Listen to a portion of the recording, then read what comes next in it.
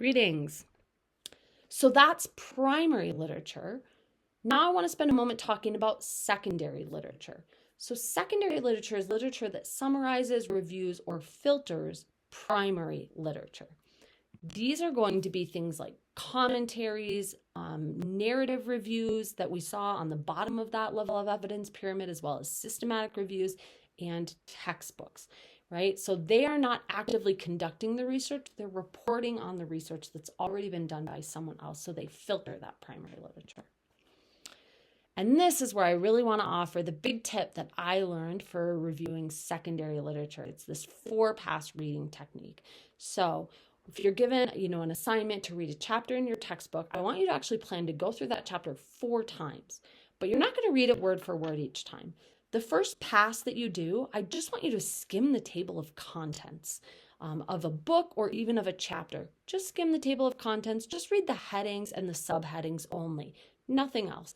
That's just going to help you kind of build a scaffolding and orient you to the chapter or to whatever it is, to the review, whatever it is you're reading.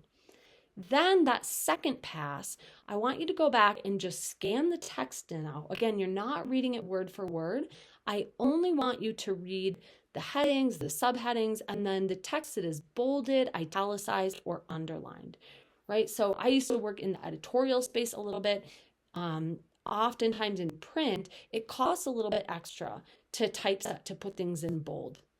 Used to also cost extra to italicize or underline. I don't think that's the case so much anymore. But essentially, when we're seeing words or terms or sentences that are bolded, italicized, or underlined, that's going to tell us that those are really important. So in our second scan or pass of the text, we're just going to read those pieces that the authors have said, this part is important. If we notice any of those italicized or underlined or bolded areas or headings or subheadings that we don't really already know what they mean, we might add a little asterisk or highlight or underline them to come back to as sensitive areas, but we're not going to get caught up on them yet. Then when we do our third pass, or our third reading of the text, this is where we're going to go through and actually kind of read word for word. We might skim some sections, we might, slow down and more mindfully read others. And then again, when we come to areas that we don't understand, we're not going to get hung up on them right now during this pass. We're just going to underline them, put a little star by them as a flag to us to come back to them, that they might require greater clarity.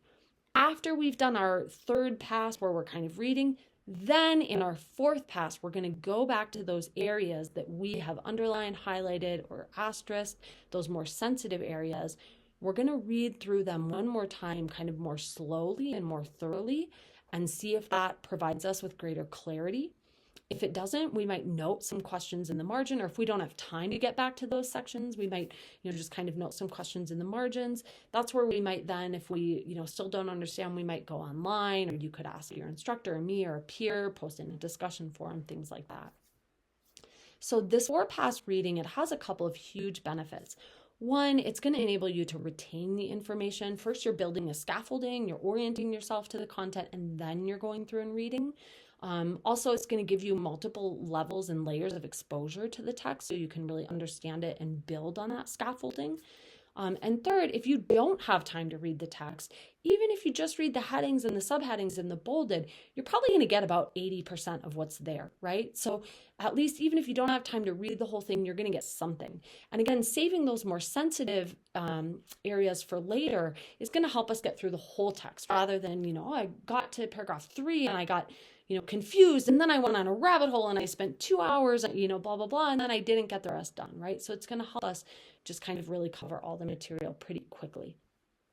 So there's, again, those 4 passes.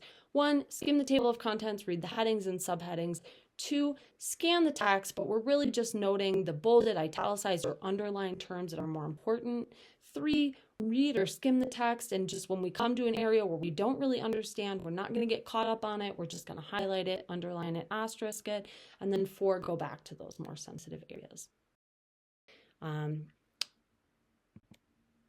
So a couple of other examples of that 4-pass reading that I would like to share with you. And so I kind of use that little as a micro lecture on the scientific method and just kind of showing how we might do that in the literature.